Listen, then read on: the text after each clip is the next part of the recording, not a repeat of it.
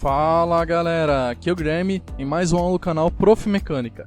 Nesta aula nós vamos falar sobre rolagem do veículo. Bem, como a suspensão que a gente vem mencionando ao longo dessas aulas já está quase pronta, não há muito o que mexer nessa parte da rolagem do veículo, só, digamos assim, discutir quais valores vocês devem observar e como eles devem se comportar.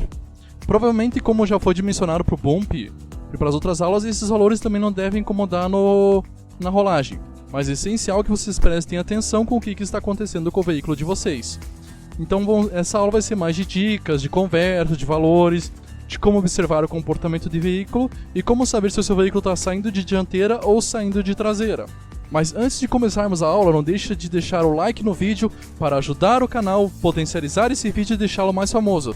Se inscreve no canal, ativa o sininho, deixa tudo isso certinho, regulamentado para acompanhar as aulas do Prof Mecânica. E sem mais delongas e enrolações minhas, solta a vinheta de abertura que eu vou começar a aula.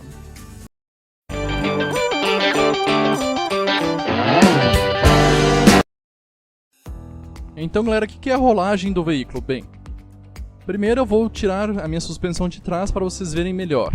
Então eu vou tirar ela aqui, ficando só a suspensão da frente. Já vem aqui ó, Hold 3D ativado, que é essa opção, e vou simular para vocês. A rolagem do veículo é isso aqui, ó. O que acontece? Quando o teu veículo entra em curva, as forças laterais do veículo empurram a carroceria para fora da curva. Dessa forma, todo o carro inclina.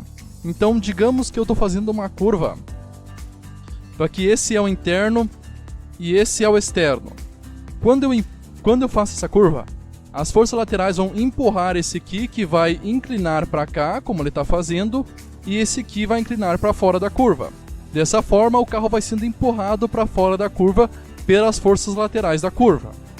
Então agora eu já parei a simulação que nós tínhamos visto e vamos analisar o que na rolagem do veículo. Bem, gerando o SDF do nosso Lotus, nós temos aqui, descendo um pouco mais, temos aqui o comportamento Bump, que é o comportamento vertical de seu veículo, tanto para a dianteira quanto para a traseira, e mais para baixo nós temos o Roll, que é a parte da rolagem de seu veículo. Então aqui nós vamos analisar a rolagem do nosso veículo, beleza. Como funciona? Bem, nós temos que analisar duas coisas: pneu interno, pneu externo, rolagem para a direita, rolagem para a esquerda. Bem, quando nós entramos numa curva, geralmente pode ser configurações de suspensão que modifiquem isso e trabalhem de forma diferente, mas geralmente o pneu interno ganha ângulo de camber e o pneu externo perde ângulo de camber. Como assim? O ângulo do camber do pneu interno tende a ir para o positivo, ou seja, ele vai entrando para o veículo.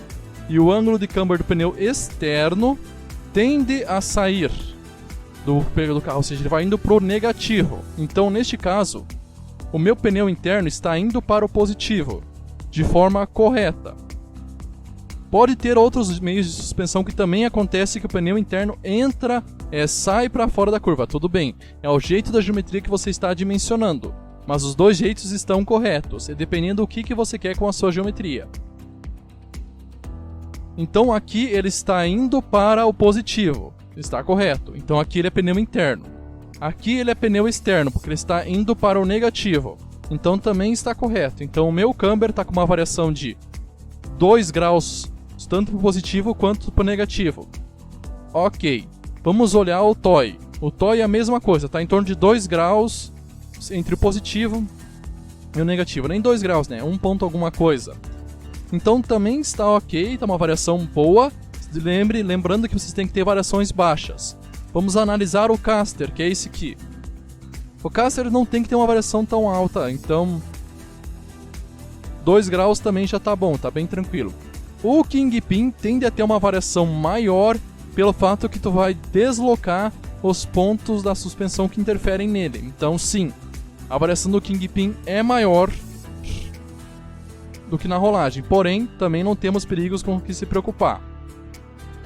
A parte da rigidez, a variação continua sendo pequena, porque é a taxa de transferência de rigidez que a gente vai ter que cuidar, então a variação dela tende a continuar pequena, para não, digamos assim, transportar menos carga para o amortecedor e para a mola. Porém, o deslocamento deles será maior do que no bump. Então vocês prestem atenção nesse deslocamento, né, pessoal? Lembrando que agora vem uma parte que a gente tem que cuidar bastante. Esse deslocamento em Y do seu Road Center, que é o centro de rolagem do seu veículo, tem que ser menor que seu track. Ou seja, se seu track é de 1600, aqui tem que estar menor de 1600. Somando esses dois valores, a gente tem 860, porque vai dar 850 alguns quebrados. Então eu vou jogar 860. Então 860 é menor que meu track. Vamos lá dar uma analisada. Lembrando que o track é o ponto 19 de sua suspensão. Então com certeza é menor que 1400 e 1540. Então tá show de bola. Beleza. Ele também não pode ser muito pequeno, né, pessoal? Mas estando nesse valor, ele já está bem controlado e meu veículo tem uma boa rolagem. Ok, então a rolagem da dianteira já está de acordo com o que a gente quer. Vamos analisar a rolagem da traseira. Da mesma forma. Vamos observar o ângulo do camber com os mesmos parâmetros que a gente... com os mesmos... dizemos assim, estudos que a gente fez para a dianteira. O camber também não está variando muito. Show de bola. Positivo, negativo. Ok. O toy também está com uma variação tranquila. Negativo, positivo. Show de bola. O caster, que na traseira não tem, mas como a gente movimenta o veículo, os pontos tendem a se movimentar. Dessa forma, tende a aparecer um pouco de caster na traseira do seu veículo. Mas também não vai interferir se tiver uma variação pequena. O Kingpin tende a variar um pouco mais, porém a variação dele não pode passar dos parâmetros que a gente quer, né? Então, mas também está de acordo com o que a gente quer e a rigidez está tendo uma variação baixa. A suspensão de trás, por ter menor transferência de rigidez do que a dianteira, no caso da minha suspensão, não que isso venha interferir pelo fato de estarem próximas duas, tende a deslocar um pouco mais o amortecedor. Isso é normal, não tem problema. Como vocês podem ver, o deslocamento dele está de acordo com o que eu quero, né? Está com o deslocamento que eu preciso para a rolagem do meu veículo. E a rolagem de meu veículo também está dentro do track da minha suspensão, que é esse aqui, ó, 680 menos e menos. E se vocês analisarem, este veículo está saindo de traseira. Por quê? A rolagem do centro de rolagem do veículo é maior na traseira do que da dianteira. Então, neste caso, este veículo vai estar saindo de traseira. Como vocês podem analisar, isso está acontecendo. Se eu fechar o meu SDF e ligar as duas suspensões nesse botão aqui e gerar a minha simulação e olhar na vista superior de meu veículo, afastando com a lupa, vocês verão que o deslocamento da traseira está maior que o deslocamento da dianteira. Neste caso, o meu veículo está saindo de traseira, porque o deslocamento do roll center traseiro está maior que o dianteiro. Tudo bem, nós podemos consertar isso para os dois deslocarem não ter a saída de traseira ou a saída de dianteira, mas dependendo do veículo que você está a dimensionar, isto é bom, porque tem veículos que são subestressados e veículos que são sobestressados. E também tu tem que observar como o seu piloto analisa isso, porque geralmente para veículos de passeio ou de rua, é bom que eles sejam subestressados, ou seja, saiam de dianteira.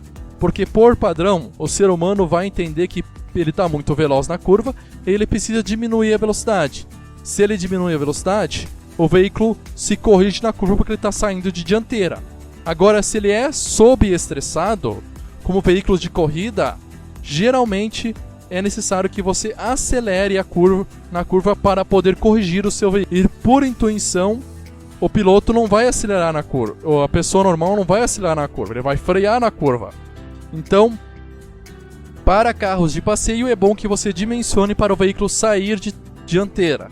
Para carros de corrida é bom que você dimensione para o veículo sair de traseira.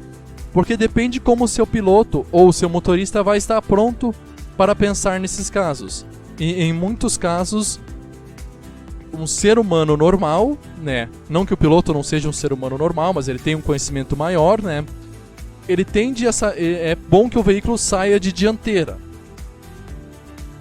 Porque se o veículo sair de traseira e o seu motorista não sabe que ele sai de traseira, ele vai tirar o pé do acelerador por intuição e, consequentemente, o veículo vai vir a capotar ou perder o controle.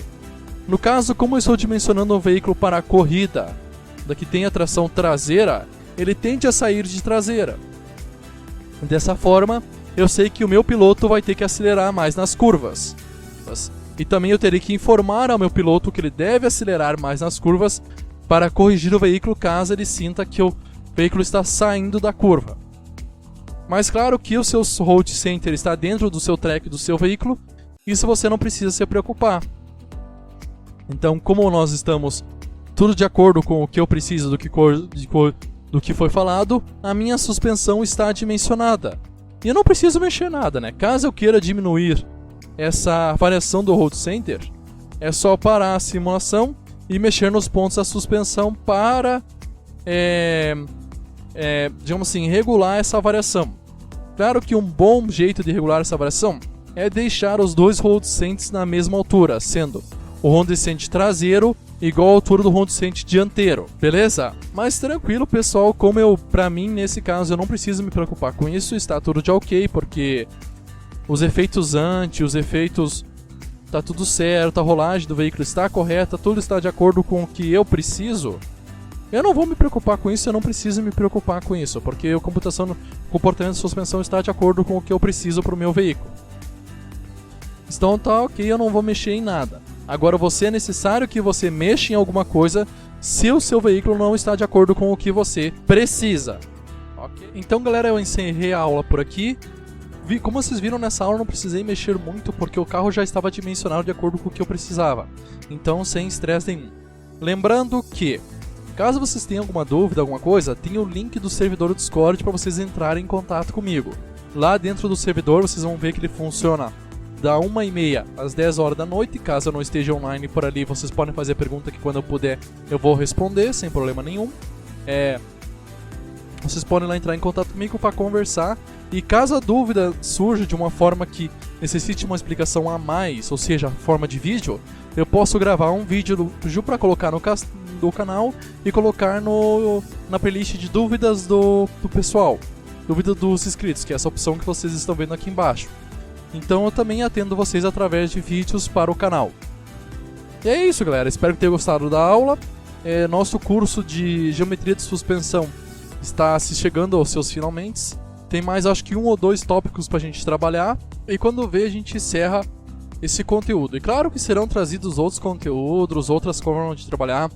Daqui pra frente também pretendo trabalhar a parte de dinâmica veicular. Então é possível, vou trazer conteúdos de resolução de cálculos de suspensão, como resolver esses cálculos, através do que.